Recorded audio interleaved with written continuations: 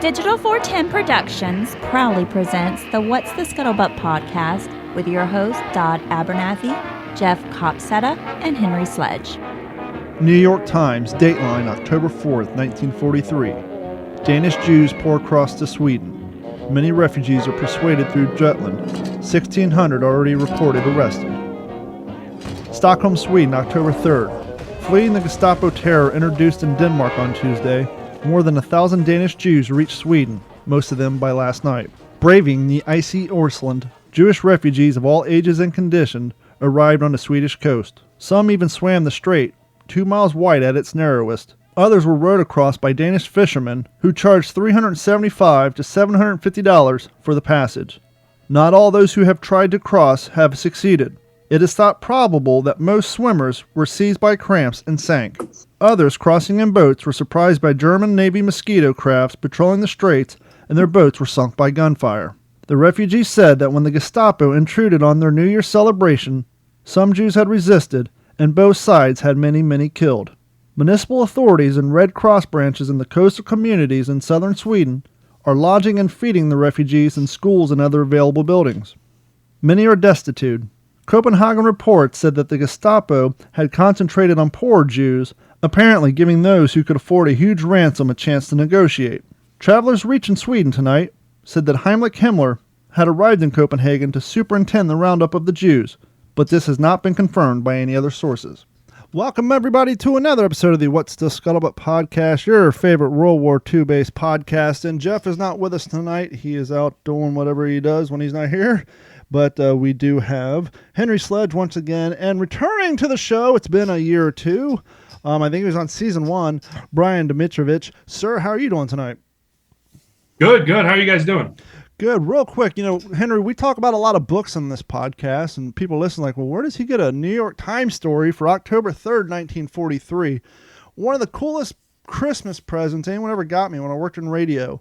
The host of the show I produced, the Stan Haney Show, he got me this book for Christmas, and he's like, this is literally every single story ever published in the New York Times from 1938 to the end of the war that had anything to do with World War II.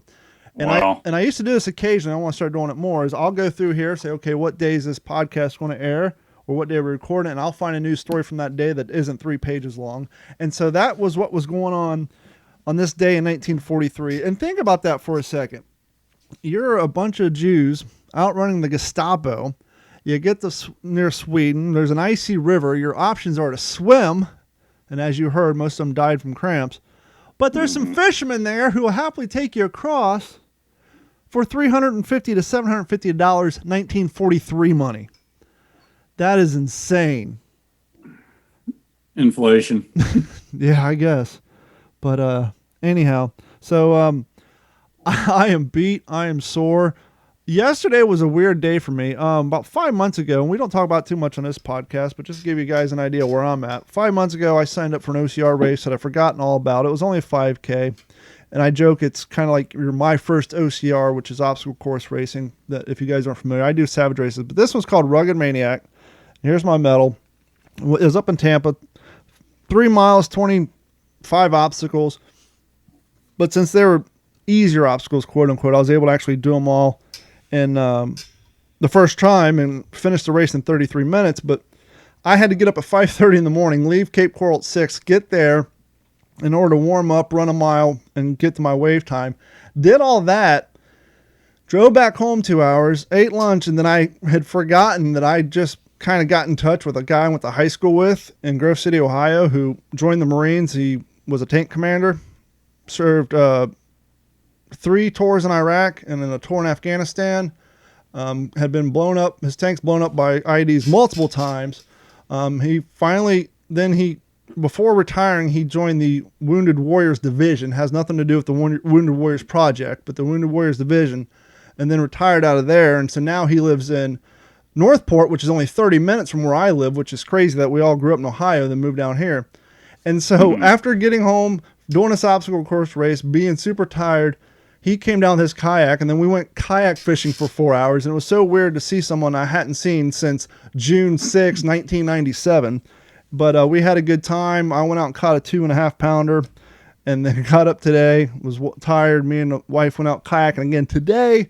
And I was about to say, I thought I saw you post something on Facebook. You were on the water again. In Cape Coral, we have over 5,000 miles of canals. Yeah. There used to be a joke back in the day about people selling swampland in Florida. That's here. Cape Coral was developed by two brothers who actually started in the, I was going to say pharmaceutical, but cosmetic industry. And so they decided, hey, land development's where it's at. And so they came down to Cape Coral, Florida, paid to dig a bunch of trenches, drained the place, started selling some land, made some money. And there's a great book called Redneck Riviera. Not to get off topic of World War II, but hey, what the hell. Then they decided, you know what, this worked pretty well, but our profit margins weren't quite where we'd like them to be. So then they bought up an area that has now been called River Ranch Acres. They basically took out some trees, put in some service roads, and then went up to Ohio, Cleveland, and New Jersey and sold the property as being part of a fully developed city, which it wasn't. And then long story short, the property got taken over and turned into a private hunting facility. And the author of that book went to claim his dad's land, built a cabin. His cabin was shot up, burnt down. His Jeep was shot up, burnt down. Long story short, the state of Florida took over the property and people go hunting there now. But the Rosens brothers finally went to prison for just bamboozling people. But to answer your question, because we have so many canals, I have 3 fishable lakes within a mile from my house. So I can come home, load up the kayak, and be out on the water in 15 minutes. And it's, once you buy all the gear, don't need gas money to kayak. And so it's like, hey, let's go out and do something that won't cost us anything. We'll have some fun and we'll get some vitamin D from the sunlight. So, I thought when I first got into this gig with you guys, you told me you were really into doing a lot of fishing and posting fishing videos. So that's I just started fishing in April. I've caught more fish down here in April than I did all the times my dad took me out fishing in Ohio. We'd go on a pontoon boat and we'd go out at midnight. Oh, we're going to catch some blah, blah. We'd catch some catfish and all that, but never anything. I've caught probably since April well to 100 bass down here. We have so many of them. You can keep 15 a day under 16 inches. They just want to get rid of them all. Nice. How's your week going, Henry? It's been good. Been pretty busy, but we're getting ready to go to the beach next week. We're going to go down to Grayton Beach. So that's going to be nice, keeping my son keeps me busy, I should say. So, it's going pretty well. I've had some nice weather, but it's gotten rainy over the last couple of days. So, Brian, you're back on the show. And I know last night they aired an episode of World War II TV in which you were on, and you were talking about John Basilone. And you and I were talking last week about having you on the show. And then Jeff said, hey, I won't be able to come on this week. And I thought, well, what a perfect time to have Brian on because he wants to talk about John Basilone, which Jeff loves, but he's not here to hear it. So, haha. So give us a little update about how you got hooked up with World War II TV. And then let's talk some John Basilone because with the exception of a little bit of what we talked about him with Jeff, we really haven't given him a whole lot of credit on this podcast. Yeah, so a good friend of mine, Paul Woodage, he started a tour company in Normandy years ago. I want to say he's probably been well over 20 years in the Normandy area, and I've been to Normandy and touring with him over the years. And then obviously COVID is driven to a lot of good, digital media content. Mm-hmm. He's always kind of had this idea for something like this.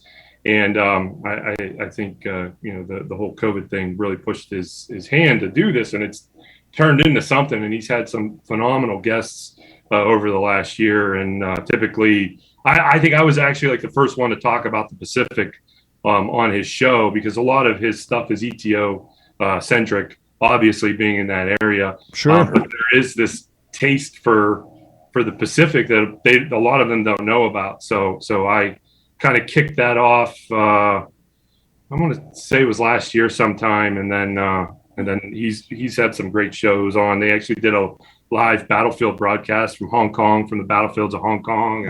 Wow! So that The show that just came on, Brian, you said that was done about a year ago? No, that one was done live yesterday. That was my third time on the show. The first show I did was on machine guns. The second one I did was on the Battle of Alligator Creek. And then this one we focused on John Basilone and Mitchell Page. Okay. Now, obviously, most of us are familiar with John Basilone. Maybe before we get into the Basilone talk, Mitchell Page, maybe not a name that a lot of people are familiar with. Give us a little bit of rundown on him. So Mitchell Page was he was a machine gunner. He was the same rank as John Basilone. He was in H Company in 7th Marines.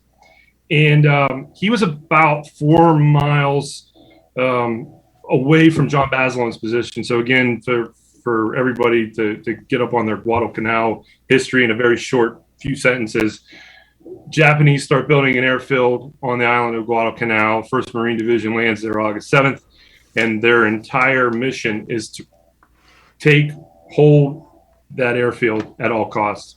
Let me stop you real quick, because one thing I just discovered, because I've read Strongmen Armed, I've read other Guadalcanal books, but I'm reading one right now, the one I talked about last week about the battle for Guadalcanal. And one of the things that I didn't know, and a lot of people don't talk about, the Japanese Navy built or started to build that runway without talking to anybody. The Japanese Army had no idea it was there. The Japanese higher ups, they were like, the good thing for us and bad thing for the Japanese, their military branches kind of acted as sovereign nations. They kind of just did what they had the budget to do. And so I'm reading this book and they're like, yeah, the Navy just decided to build an airfield.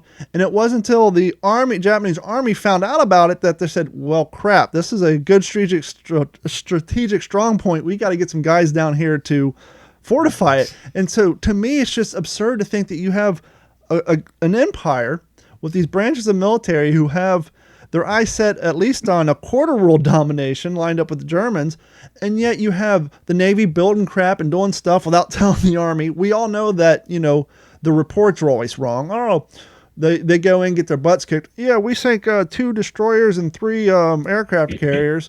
And so thankfully for us, their egos got in the way, and their fear of being either ran out of office or forced to commit hara-kiri was so high that they just made crap up and did whatever the hell they wanted to do.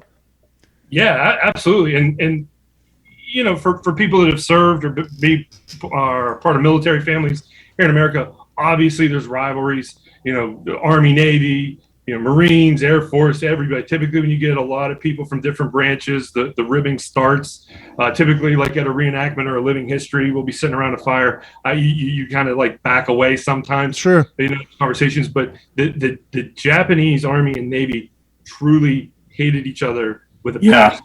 I've heard it eclipse anything we're aware of in our history. But to think about, in peacetime, that's understandable. But here you are, you're the Japanese Empire. You guys are struggling for resources. Metal's hard to come by. Oil is damn near gone, which is why they attacked us to begin with and started taking over all these properties, because they need the natural resources to fuel their war.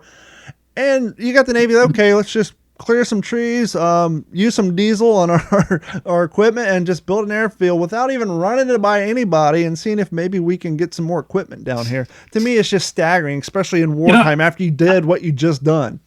I think it may have been in Strongmen Armed, which I'm going to finish here in the next day or so. When their airplanes were flying into Pearl Harbor, some of them actually had imported U.S. fuel in their tanks. That's insane. I mean, not fully, but some of it was there. That's crazy. Well, I mean, look what's going on now. I mean, over in Afghanistan and the Taliban and all that stuff. I mean, back then the global trade wasn't anywhere near what it is today, but here we are. But anyhow, as you were saying, Brian. So what ends up happening is there's a big push in August. That's the Battle of Alligator Creek that takes place in September. There's another offensive where the Japanese try to push through. That culminates at the Battle of Bloody Ridge or Edson's Ridge.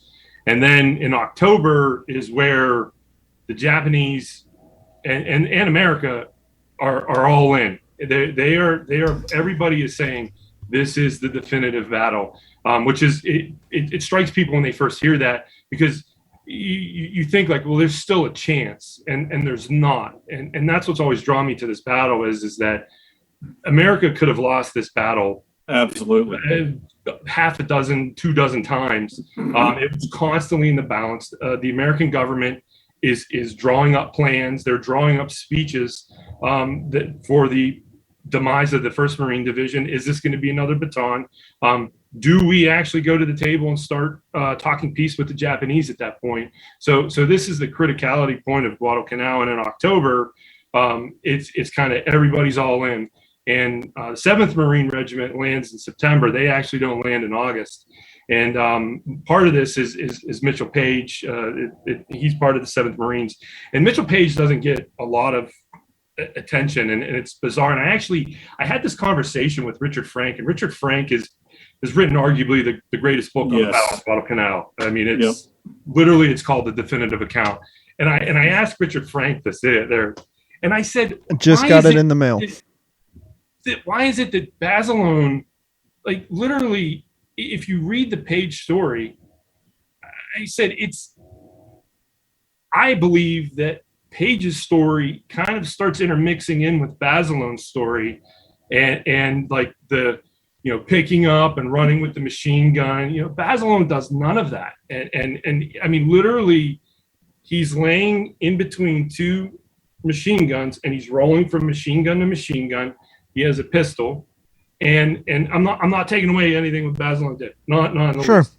But Page is literally on a steep ridge by himself, and he has no idea what's about to come up at him. Most of his men are all dead or wounded. He knows what's behind him. He knows the airfield. They're going to have a direct shot right to the airfield. And he decides to essentially lead a bayonet charge down this hill with a water-cooled machine gun, probably weighing around with the water and the ammo and everything, roughly about 50 pounds he's carrying. And he's able to pull together 4 or 5 guys, and he just charges headlong into this Japanese column, just shooting away. And it's enough to freak the Japanese out there to go, we don't know what the hell is coming down at us. And for this, he's going to be awarded the Medal of Honor. His action takes place less than 24 hours after John Basilone's action. Basilone's on the 24th or the 25th. Page is on the 25th and the 26th. And, because that's what everybody always says, like, Basilone's the first enlisted men to get the Medal of Honor. I'm like, yeah, by about 20 hours, but Page is arguably, what he does is, I think, far more insane than what Basilone does. I read somewhere, and it may have been in Strong Men Armed. Henry might know because he's reading it now. I think Legge covered that. Wasn't he the one that actually burnt his hands? They portrayed it, that Basilone burned his hand, but it was actually Page, right? Yeah, it was because Page, I mean, they were ripping their guns, and he had to pick this thing up, and he does. He, as a matter of fact, we just worked with the American Legion. He's actually from the Pittsburgh area, Charleroi to be exact. And over this summer, I worked with the American Legion, and we dedicated a memorial to him in his hometown, which was kind of amazing to all of us. We're like, how the heck does Charleroi not have a monument to Mitchell Page? And got to meet some Marines that knew Mitchell Page. Wow. And had photos when he was in Pittsburgh, and he was at the American Legion talking. And there's photos of him with the scars still on his arms from the machine gun. I think, Henry, to answer your question prior about the fact that Basilone kind of got, perhaps maybe his reputation got inflated. Obviously, it's nothing that he did. I think maybe it was part of the quote-unquote propaganda machine on our side. We got Basilone going on tour. He's trying to raise war bonds. How better to get more people out than to just kind of take both these stories, mix them together, and create, we'll use Basilone's face and name and, create this superhero mentality just so we can sell more war bonds and get more money and supplies to back the effort. History be damned. It might have been a thing where somebody thought that John Basilone was a little more charismatic than Mitchell Page. Sometimes things break that way. You have one guy who he's just got that air about him that, and somebody goes, "Hey, he's our guy. We can market that." Mm-hmm. And not to take anything away from either one of them. Sure, absolutely. And I think too, I've had this discussion before. I think it all depends on who's pushing it too. It's like, where I work at, if you put in, we have awards that are given out at the end of the year. Managers will put in for the awards, and certain managers will, they're able to wordsmith things to make things sound better. I'm sure this happens all across corporate America, and then anything else. I've never encountered that. But you know what I mean? It's like, depending on what you got Chesty Puller, that's already a Marine legend in his own right. By the time Guadalcanal hits, that Chesty's going, no, it's my guy. I want the attention on my guy.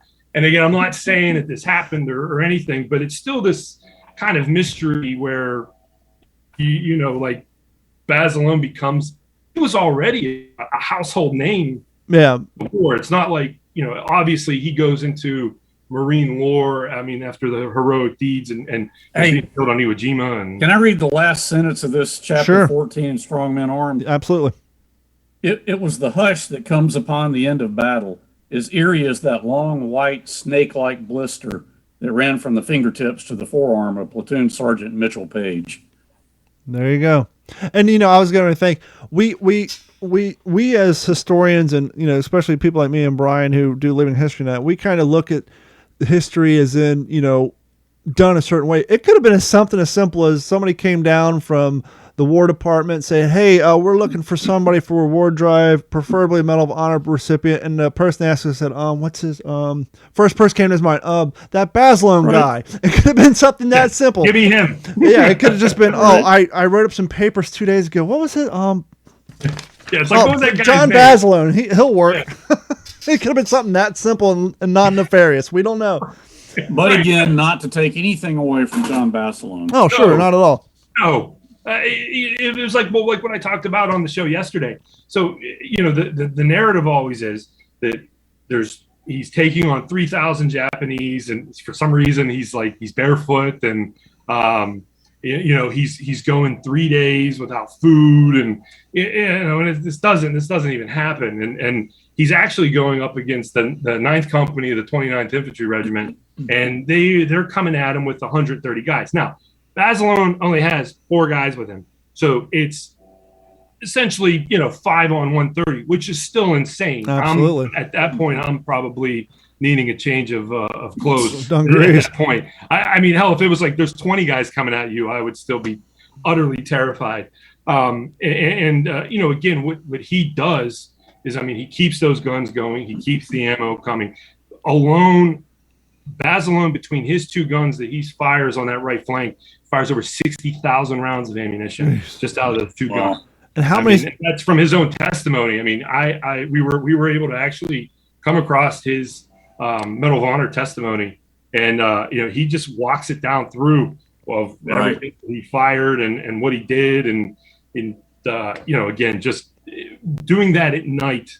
If you watch the show, I have some of the video of his position. I mean, it is just dense. Brian, have you ever heard of Joseph Alexander, Colonel Joseph Alexander? No. But he wrote Storm Landings. He wrote Utmost Savagery about. Oh, okay. Joe's a friend of mine. I went with him to Peleliu in 1999. But he and I talked about the Pacific several times after it came out.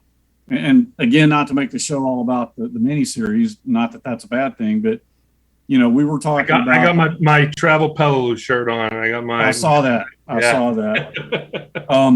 But I asked Joe, okay, Joe, what were your thoughts on it? How'd you feel about it? And he said, and he liked it, but specifically, what really sticks out of my mind was him talking about Basilone's fight there in part 2. And he said, I think that was as well represented as I've ever seen it, hands down. Yeah, because when you watch that, it's not the heroic comic book version where he's running around barefoot. He's doing realistic things. He's cleaning a jam out of gun. He's making the guys are shooting. And what I want to ask Brian, or maybe Henry knows this, I don't know the nomenclature of the machine gun that well.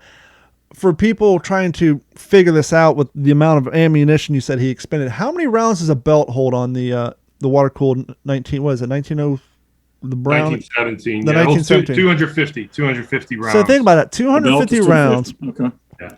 And obviously he's an expert with this gun, but you still have to change that belt. There's still time in there. Just think about how many times he had to change those belts on those guns to expend that many rounds. And right. when you're doing that, you're hoping your gunner assistant's laying down some fire with his M1 to give you cover, but that's still an amount of time that machine gun nest, which everybody on the other side is aiming at, because the machine gun nests are what you try to take out first. Absolutely, and every time you're changing that belt, you're at your most, vulnerable. Yeah. And just that in and of itself is just tremendous. Doing it in the dark, and everything is wet, and you're sweaty, and your adrenaline's pumping, and you're laying in a foxhole with hot brass all over you, because that stuff's just expending all over you. Oh yeah, it's just dumping all over the place, and again, just keeping those guns running. There's head spacing that you have to adjust for, because when he went to the one gun, he says that he needed to extract a broken shell out of it. And that is completely indicative of the gun not being headspaced correctly. So what's happening is that gun, it's stripping out a round out of the belt and it's kind of sliding it down into the barrel. And the barrel is actually screwed into what's called a barrel extension. And they have to set it just right so it kind of slides into that barrel. And if it's off, what'll happen is upon firing or extraction, it'll snap. So it'll actually extract half of it, wow. And then the other half stays in, and it won't and then allow the stovepipe. So they actually portray that really well, where he's underneath. Yeah. He's taking a timing gauge, and he's trying to get that piece to flick it out of there. And once he does that, then the gun's back up and running. And he's doing this in the dark. It's not like they got big mag lights. Maybe at best somebody's got one of those. He's got a headlamp on. And, maybe at he's best on his back, and somebody's got a Zippo, maybe if he's lucky. But other than that, he's doing it in extreme dark. The one thing he said he was terrified of the most was the dynamite. The Japanese used, from my research, and the Japanese, they were utilizing their Bangalore torpedoes. And for those that have seen Saving Private Ryan, there's that scene where they're bringing up those pole charges. Bring up some Bangalores. Right, yeah. And they're trying to blow holes in the barbed wire. And the Japanese are trying to do the same thing. But what they started doing was they were actually taking the TNT charges, lighting them, and then throwing them over to try to hit the machine gun positions. And Basilone just said that concussion, he said that was the thing that really jarred him the most, during that action, was just that TNT going off constantly. And he would see this. And also, wasn't it pretty common for like the first Japanese through the barbed wire to just throw themselves on it so their comrades could just scamper up over them?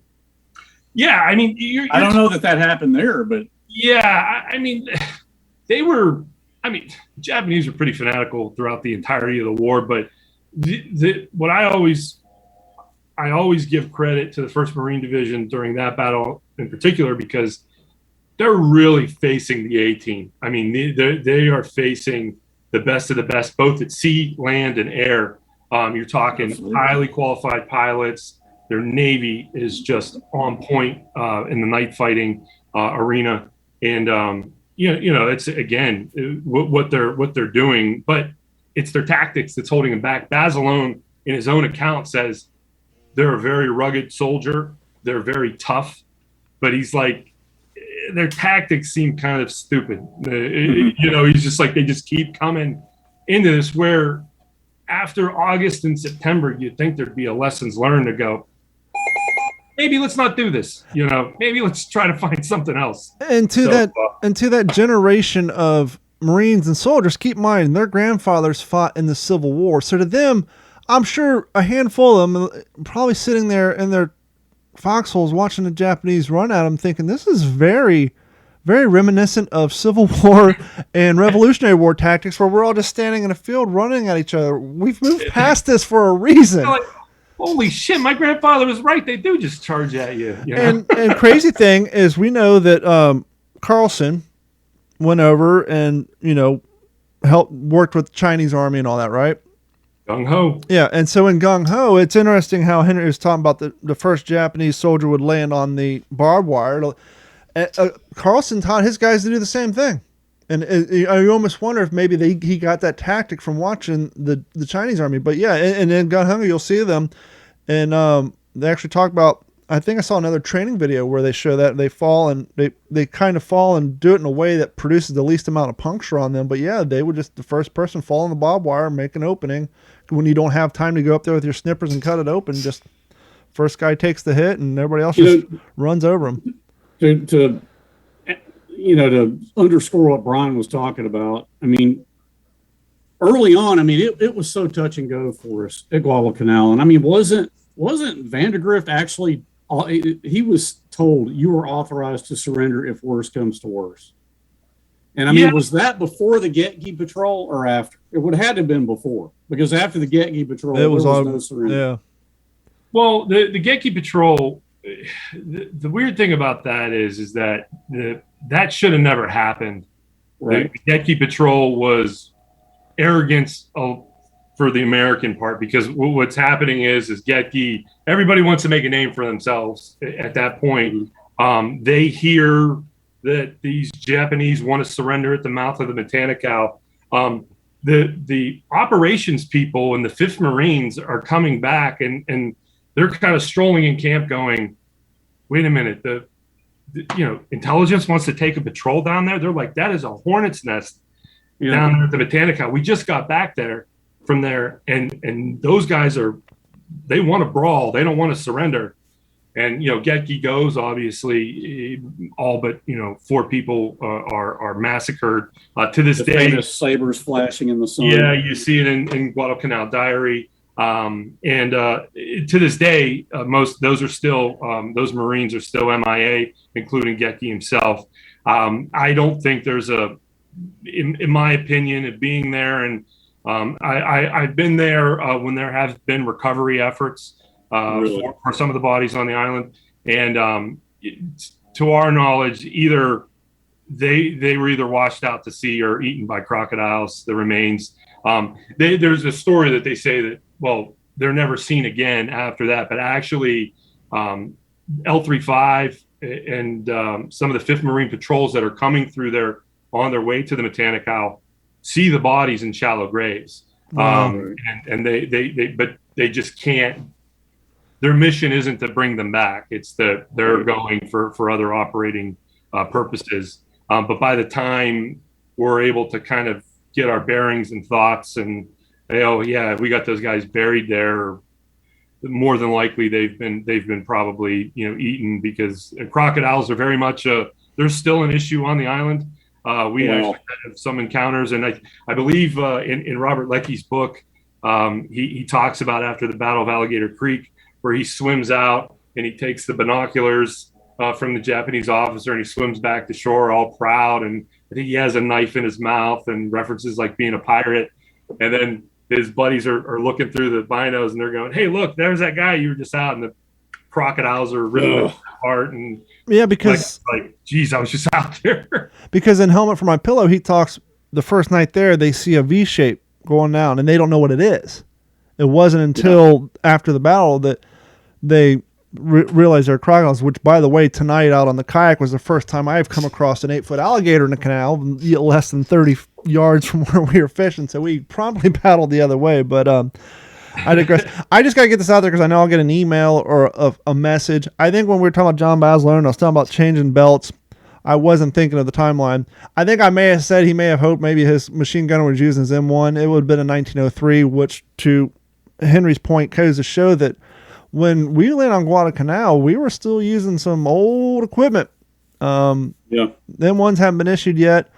Reading the Battle for Guadalcanal and Guadalcanal Diaries, we know that before we even landed there, we had very little information, very little maps. I know they were talking to plantation workers who used to be there, sailors, people who used to work on the coconut, all that stuff, just to get any minute amount of information.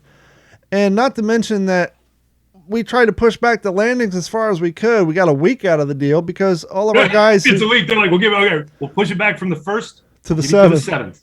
Because all of our guys have been sitting on transport ships in areas where maybe 25 of them can do some calisthenics for 15 minutes at a time. And so, you got guys who went through training, went through more training, and then went to Australia, and someone went to New Zealand, and now they're sitting on ships for 2 weeks. It's kind of like taking somebody and saying, okay, eat junk food, sit on your ass, and then 3 or 4 weeks from now, you're going to go run a marathon. Good luck. Yeah, so really. Just the hardships that those guys went through just before even getting to combat is just insane.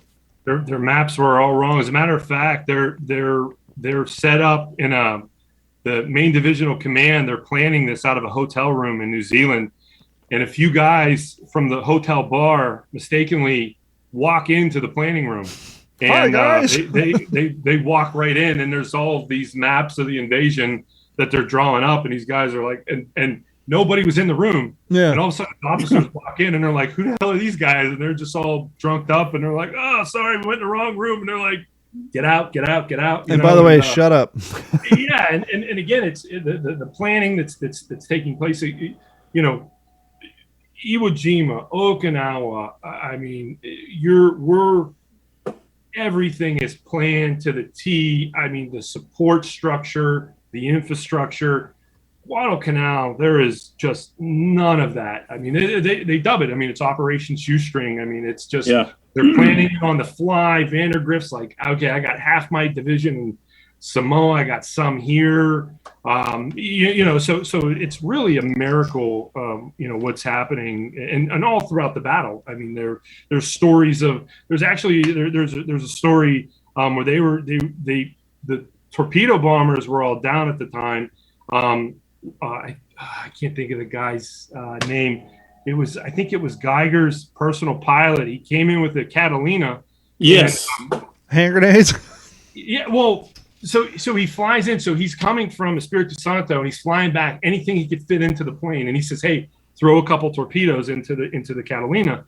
And so he lands. Jack Crim, wasn't it Jack Crim? Yes, that's it. And he says, "Hey, I got torpedoes for you guys." And they said, "Well, that's fine, but we just sent all the torpedo pilots on the front line. We gave them rifles because none of the planes are flyable." So he's like, "Ah, crap." So they said, "Well, hey, we can rig the torpedoes on the Catalina, and you can drop a torpedo from the Catalina." And so they rig up the Catalina, which if anybody just look up a PBY Catalina, what it looks like, it's a flying boat. And he's like, I've never done torpedo bombing. There's a guy in the Jeep on the way to the plane, and he goes, "My brother's a torpedo bomber." He goes, "I'll tell you all you need to know." Yeah. And so he's getting his lesson in the Jeep ride to the third plane. hand. And he ends up dropping a torpedo on a jet. So it's like the pilots are on the front line. You got the PBY Catalina guy rigging up torpedoes to drop from the plane. It was. Hey, can I read? Are you guys familiar with this book? Oh yeah. Yeah. So this is my dad's copy of this, and then I want to just augment what Brian's talking about. Hold on real quick before you do. Just on the subject of the Catalina, for those you listening at home and you're in your 40s, just think of the plane that they used in the cartoon Chippendales Rescue Rangers, and it looks just like that one. Yeah. But go ahead, Henry. I had to get that joke up. No, yeah. Can you see? I don't know if you can see that, but Sid Phillips, that's his handwriting. Okay, my dad gave him this book because everybody, you know how it is. All the guys got these books pursuant to whatever division they were in. Well, my dad and Sid each got one. My dad took his copy, gave it to Sid. Sid wrote his notes on Guadalcanal, Cape Gloucester, and then my dad wrote his notes on all his stuff. And then, likewise, Sid gave Dad his. But right here, you talk about the planes coming in, and Brian, as Don knows, Jeff and I are huge World War II aviation aficionados. But as the planes came in, the men cheered and threw their helmets into the air. Sid wrote a little arrow that says "Hi" into the air. I actually saw tears of joy running down the cheeks of some of my youngsters, wrote a regimental commander. And then Sid wrote in here, pilots and tail gunners would wave to us, banking low around the field. Yeah, here's another quote. The troops yelled, "Let the bastards try to bomb us now." Yep. So can you imagine, I mean, the rush, seeing those Wildcats and SBDs coming in when you've been on at the, the pointy end of the spear, so to speak, with shoestring resources. Not to mention the George S. Eliot had been sunk with all of your stuff. And so now your resupply's gone. The Navy had pulled out. Right. So now you're living and fighting with what landed on the beach and whatever food you can scrounge up from Japanese camps or whatever may be left on the beach. Absolutely. You talk about, I've always wanted to tell a story. I don't know if obviously you wouldn't have heard this story, but I have a great Sid Phillips story. And this actually happened at the Reading Air Show. Oh, I don't know. This was probably like 8 or 9 years ago. And Sid was there with the Valor Studios people. Right. And he was there with his family and his sister, Catherine. And so he wanted to see an 81 millimeter mortar. And I'm a huge mortar nut. And I said, hop in the Jeep. I said, let's go. So I take him to the camp. We show him, the 81 millimeter. He starts talking about stories, and a crowd starts gathering. And a crowd, and there's this young couple, and they ask him. They said, "Sid, question: what are your feelings now on the dropping of the atomic bomb?" And I'm like, really? Like that's Seriously? What you're gonna. With it's like kind of a nice joyous occasion. You have this veteran telling his stories and his memories, pointing out stories of the mortar, and that's the question you come with.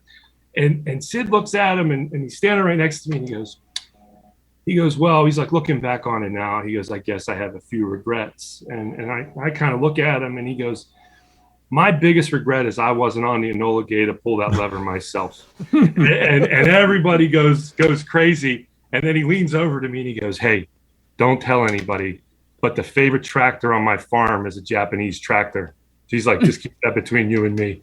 And, hey, to the victor goes the spoils. I got a Volkswagen and a Tundra, so hey, to the victors goes the spoils. Absolutely. So let's get into Baz Lone's history a little bit. We know he served time in the Army. Let's get into that a little bit and then progress into his contributions and what led up to we spoke about it briefly, but let's just give the Cliff Notes versions for people who are listening who aren't as well versed in the topic as the three of us. So Baz Lone joins the Army in 1936. So he spends time in the Philippines. He gets out of the Army in 1939, and there's obviously a sense that something's brewing. 1939. Obviously, there's stuff already kind of kicking off. Between the Japanese and the Chinese. You have the Marco Polo Bridge incident, which a lot of historians really, that's the official dates of World War II really kicking off. Most everybody, goes to the September 1st of 1939.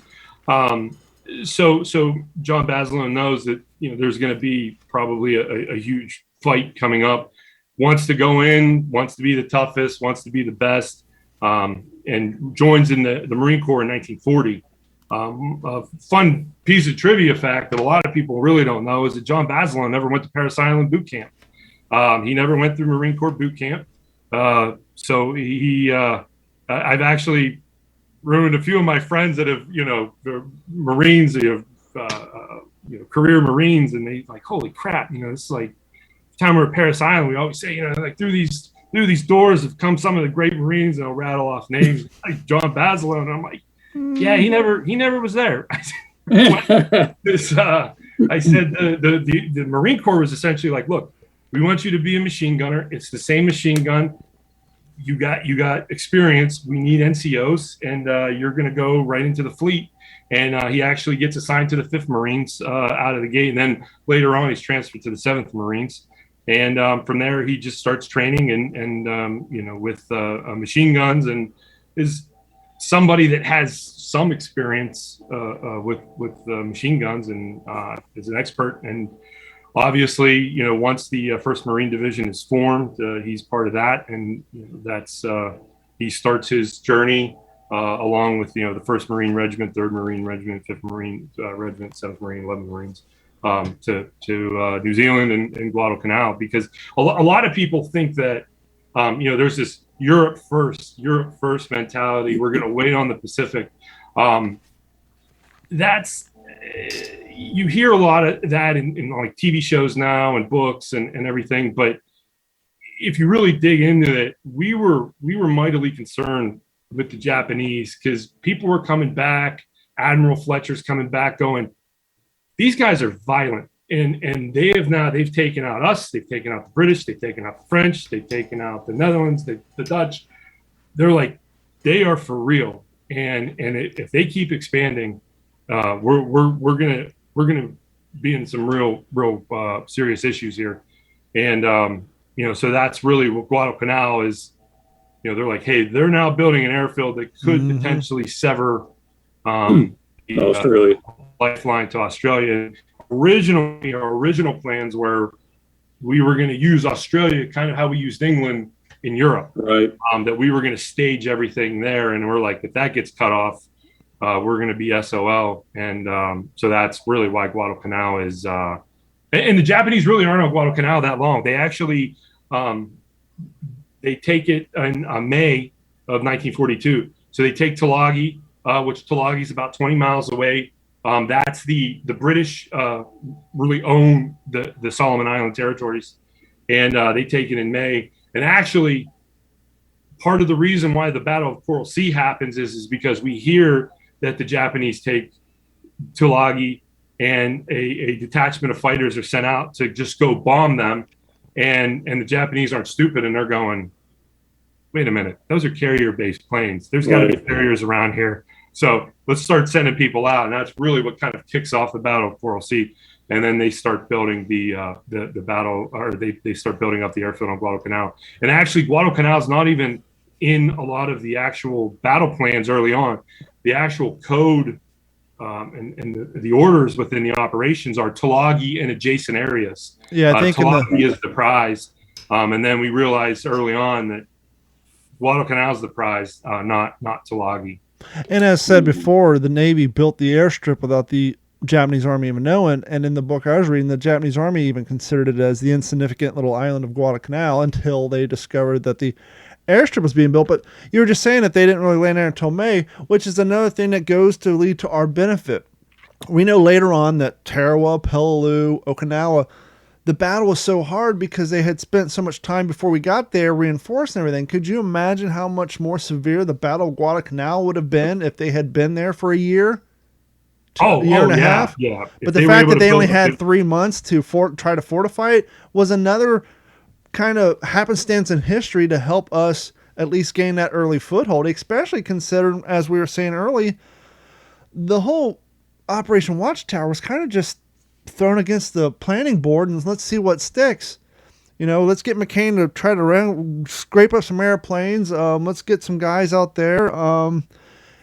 Let's try to send some naval strikes onto it before we land. But the whole thing was just kind of thrown together post haste because of the, not to steal a word for the ETO, but from the blitzkrieg of how fast Japan was moving through these islands and taking up stuff. And as you were just saying, we have to stop them before they got to Australia and New Zealand. Yeah, Port Moresby. Yeah, and to the fact that, once again, when I say throwing up the wall and stick, we didn't even have time to combat load our ships. So when they got to New Zealand, and New Zealand dock workers like, we're not working that hard, we're going on strike. And the Marines like, no worries, we got guys on the ship who ran that same equipment back there, so get the hell off the docks, we'll take care of it. And it's so insane. And it's raining, it's cold. The famous story of the cornmeal or the cornflakes mushed on the pier. Oh yeah, they're just rolling it down the conveyor. They're like, hey, we got to combat load this ship, and the Marines are like, what the hell's a combat load? They're like, just throw it on. They're loading up Lewis guns. I just learned what a unit of fire was last week. Brian, I was telling Henry this a few weeks ago. Long before I did the podcast, I was out on a computer job in Fort Myers Beach, and in front of an ice cream place, there was a gentleman sitting in the passenger seat of the car, AC running. His daughter was inside buying ice cream, and he had a 1st Marine Division hat on. And so I asked him when he served, and he basically said early 42 till like 44. And kind of like you were saying with Sid Phillips, okay, here's my chance to ask this guy a question. And so I just said, oh, so were you in New Zealand for the union worker strike? And his eyes lit up, because I'm sure through his entire life, people want to hear, oh, how many Japs did you kill? Or where did you, and me, I'm talking, and me and this guy just sat there for 15 minutes talking about him working the union dock, because here's a part of history that he lived through that at this point wasn't traumatic. And the fact that some random 35-year-old in Florida knew about it, his eyes just lit up, and we just sat there and talked about the union worker strike for like 15, 20 minutes till his daughter came out with the ice cream and they took off. I so wish I had the podcast back then, but to me, I just got the big thrill out of it, because I know this guy's probably been inundated with the worst questions you could ask him. And that, oh yeah, exactly. It's like, those are the things that those guys, really, they latch on to. And that's, and obviously too want to talk about, sometimes like maybe some of the more lighthearted, non-combative, stories and things like that. And, there are some Marines out there that, and airborne vets that I've met over the years. My wife and I used to host a spaghetti dinner every month. We used to live in Erie, Pennsylvania, and Erie, Pennsylvania was just kind of like airborne row. Mm-hmm.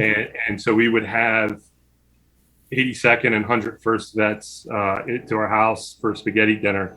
And my wife at the time, her grandfather served in the 6th Armor, and she grew up going to reunions and things like that. And I'm like, this is a little bit different of a crowd. And I said, it may get a little hectic. And they had no problems talking about, certain things. And then arguments would ensue where we would have to potentially pick up knives off the table. And it was like, the reason you were in I companies stood for idiot, and that's why you were there, and go back and forth. So, but there's some vets that, that they prefer to, talk about some of the lighthearted stuff and, some of the other things, that the nuances of, military life back then. But, I would like to, Basilone, I think, I don't know. I said he seems like the type that would have, I think he probably enjoyed what he did. And I'm sure he, when the early reports and when he was on that USO show tour, I'm sure when he's reading the newspapers of his quote unquote exploits, I'm sure he'd probably be the first one to roll his eyes and be like, this is insane. But let's get to that real quick, because we don't want to end the episode without getting into that. So he got his Medal of Honor. They sent him home. He went on the USO tour. How long was he on that tour before he decided to go back and train guys on the machine guns? I'm unsure of the timeline, of that, because it goes back in 43, because he's notified in May of 43 that he's going to get the award. And this is another thing, but to his own words, he's actually, when he's told that he's going to get the Medal of Honor, he thinks it's for an action that he does in November. They asked him, they said, what is your best memory, your most fondest memory of Guadalcanal? And he said it would have to be the November actions, like near Gavaga Creek and when they were hunting Japanese in the jungle for 18 straight days. And he thinks the Medal of Honor is actually for an action that took place in November. And they were like, no, it's for the October battle. And he's like, oh, okay. It didn't even like register in his head that it was like that big of a deal, for him. And so then, he's notified in May, he gets awarded in Australia. He's sent back. I don't know the timeline of when he goes from the USO tour, back in and into the to the 6th Marines and starts training, and then ultimately landing on Iwo Jima, and then killed during the initial invasion, the assault. So and again, he's awarded the Navy Cross for his actions for the Battle of Iwo Jima. So he's again a household name during the war, even to this day, that if you bring him up, people know the name, and he has earned everything. I mean, giving his life in service to his country, and for the Marine Corps, which he loved, it's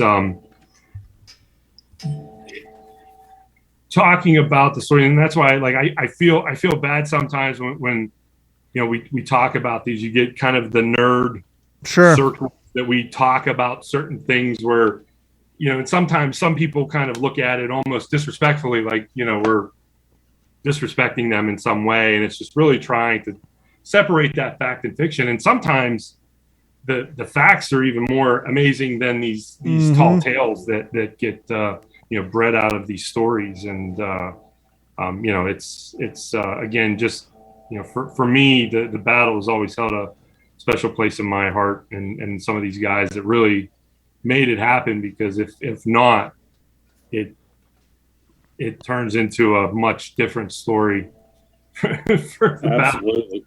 Well, we mentioned it a few weeks ago.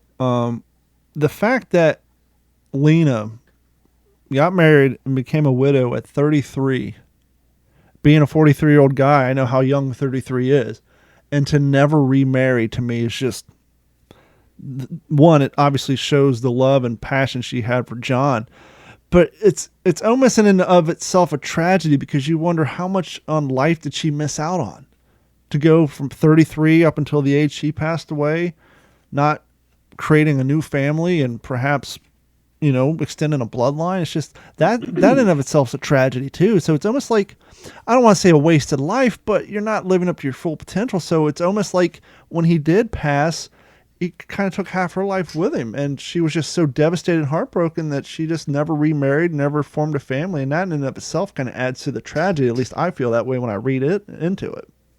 That time period is such a unique, and I think it probably sticks with a lot of men, whether it was men and women throughout the World War II, Korea, Vietnam. But to me, growing up, hearing the stories from my family, what it meant to them.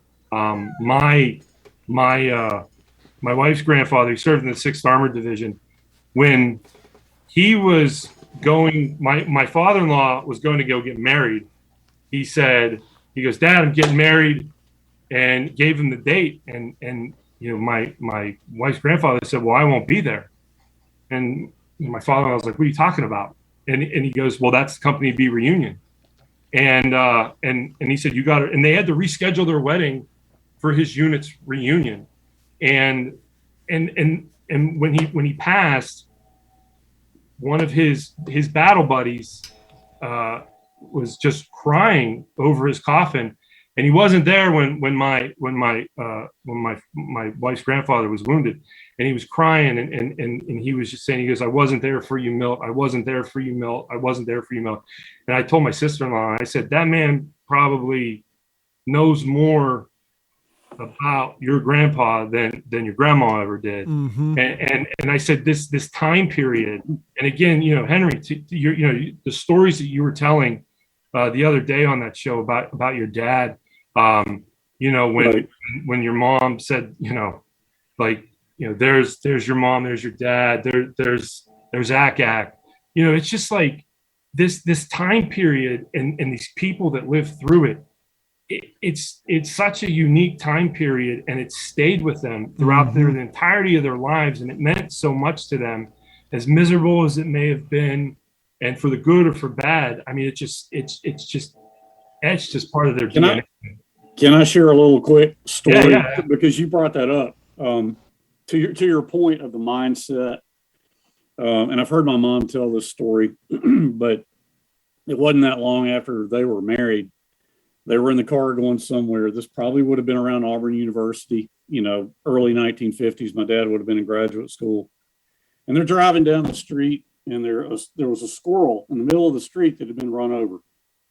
And it's eviscerated and bloody and mangled. And, they just drive by, and my mom was like, "Oh, look at that poor squirrel." And she said my dad was just kind of, arm on the steering wheel looking out the window. And she said he kind of looked at her and said, "I had friends that looked worse than that." And that, something in that just, it kind of, it grabbed her. She's like, "Jesus Christ, I guess I never really thought about it." Because, it's not like my dad talked about, just a few years ago, I was going through Peleliu and Okinawa. But to your point, it informed their entire thought process for the rest of their lives. Yep. Yeah, it's you just can't even fathom it. Like you said, like to sit there and go, like, what do you mean? Like you never remarried, you never did this, but it's just like in her mind, it's just you're throwing this generation of kids into the greatest cataclysm in human history, and they're like, it's up to you to essentially, for lack of a better term, and not trying to be cliche about it, but it's like you guys are responsible for like maintaining world order. And you're 18. Yeah, you can't get your 18-year-olds to move out of your house nowadays, let alone do things around the house and mow the grass without giving you grief. It's up to you guys to save the world. And, and as you were saying, not only that, but things were different back then. It was quite common, and it would be kind of frowned upon, even though we're supposed to be this new world society where we don't judge. But it was, quite common for if a brother were to die and the other brother was single, that he would step in, marry the widow, take care of the family, and move on. And I mean, that happens even into the early mid-90s when my uncle passed away. 4 or 5 years later, my aunt ended up marrying his brother just because that was the way it was supposed to be. And to modern day people, that seems really weird, but that was quite common back then. And so, kind of like you're saying, her not remarrying, to me, as I said, it seems tragic, but I'm looking at it from the 2021 perspective, not the 1944, 1945 perspective. Right. Things were a lot different. And I'm sure, Henry, you run into this, and Brian, you probably do too from your research. When I try to read some of these news articles to record them for the podcast, there's just minute lingo and even grammar differences between 1944 and 1997 when I was going to school, and 20 now that I have to like reread it like 4 or 5 times before I can regurgitate it, because their way of writing things, even just basic writing a newspaper article, is completely different in the way we do things now, let alone their way of life and religion. And so just something as basic as that, or if you ever, I'm sure I got a few of them here. Every once in a while you're walking through an antique store, you'll find an old Time or an old Life magazine from 1942, and you're reading through the advertisements or the letter to the editor, and just the way they write was just so much different back then. Yeah, and even going further back, I mean, a good friend of mine, Aaron Conklin, he's got this. They reprinted it, but it was like Stars and Stripes, but during World War I, and there was actually like they had this souvenir bound thing of all of the issues that were issued out during the First World War. And he had a copy of this. And I was just reading through some of the articles, and this was from the First World War. And like you said, it was like, wow, the phrases, the terminology and everything like that, you're going, oh, they talk like that, and even, you see on the, reels and things that high pitched mid-Atlantic voice, and that was actually like a real thing. It was a vernacular that was used back then, and people had that accent, and so it is sometimes you gotta look through certain lenses. And again, talking about the Battle of Guadalcanal, people when they hear it, I always say you gotta look through this through the lens of 1942, not through the lens of 1944. Or 1945. There's no question that we're going to take Iwo Jima. There's no question that we're going to take Okinawa. It's just going to be what is it going to cost? We're not going to pull back from this. And that's, again, you in certain things you can't look through it through the lens of, now 2021 of really with anything. You have to kind of remove yourself and kind of put yourself into that time frame to really understand it, to go, why the heck would they be doing this, or why were they doing that? So absolutely. Before we wrap it up, I got to get the plugs out of the way. This episode of the What's the Scuttlebutt podcast has been brought to you by our friends at Computers. At Computers has been providing IT solutions since 2004. And even if you don't live in Southwest Florida, they can help you via their website remotely, as long as you have working internet, of course.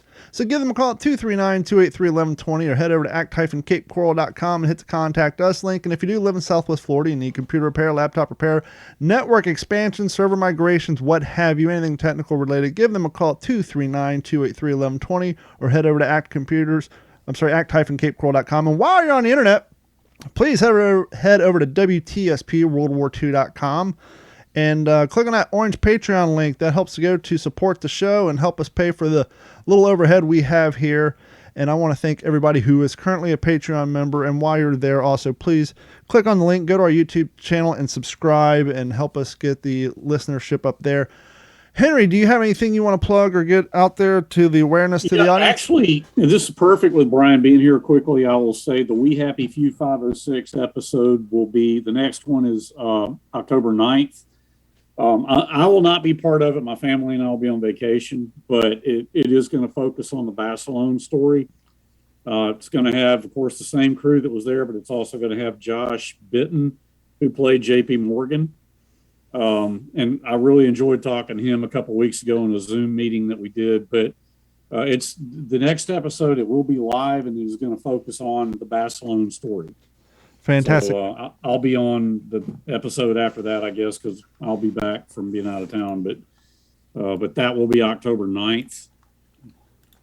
Brian, do you have any plugs, or where can people go to find out more about you or any of the things you want to support or get out there? No. Well, I didn't know if you had any living history groups you wanted to promote or anything like that. Any events coming up?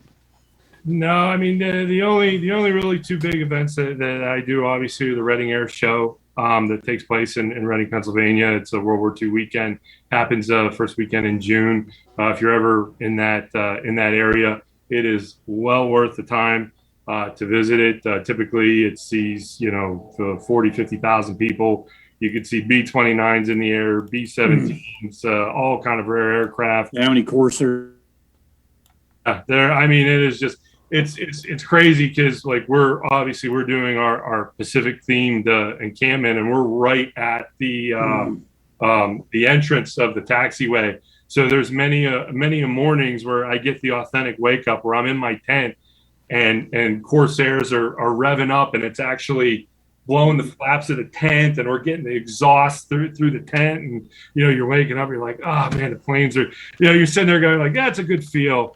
And then the other big event that we do every year is D-Day Conneaut. It's the largest D-Day reenactment in the United States. It's in Conneaut, Ohio, and it's again a very, very large scale event. Again, sees well over I think it's 2,500 reenactors. There's pyrotechnics, landing craft. Living histories throughout, and it's 40,000 people that attend to that. So those are two big events. And I always recommend to people, again, it's in northern Ohio on Lake Erie, and always recommend that to people. But as a Columbus boy, that's one that I really need to get up to. It's funny, I was at either Sun and Fun or another air show a few years back. And by the way, I forgot to mention this last week. Facebook shared me a picture of my first reenactment. I've been doing living history for 9 years now, and which blows my mind. But back to my point is, it's crazy to wake up in your tent, and then you open the flaps, and you see, as the sun's coming up, a World War II era aircraft sitting at the open flaps of your tent, and it definitely brings it in. But hey, that's going to wrap it up. Thank you guys so much for hanging out with us for another episode of the What's the Scuttlebutt podcast, your favorite World War II based podcast. I'm Don Abernathy, and for Henry Sledge and Brian Domitrovich, thank you guys for hanging out with us. Jeff Copsetta will be back on the next episode. And as always, thank you guys so much. And please like and share us with a friend. Let's get those numbers up and share our history with everybody else. Henry, thank you. Brian, thank you. And we will talk to you all next week. Thanks for having me.